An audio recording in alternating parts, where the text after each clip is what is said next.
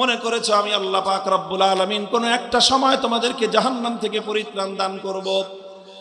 আজ আমি আল্লাহর পক্ষ থেকে তোমাদের জন্য সেই সর্বশেষ আশার প্রদীপটুকু নিভিয়ে দিয়ে সবচেয়ে নির্মম ঘোষণা আমি তোমাদের জন্য দান করলাম।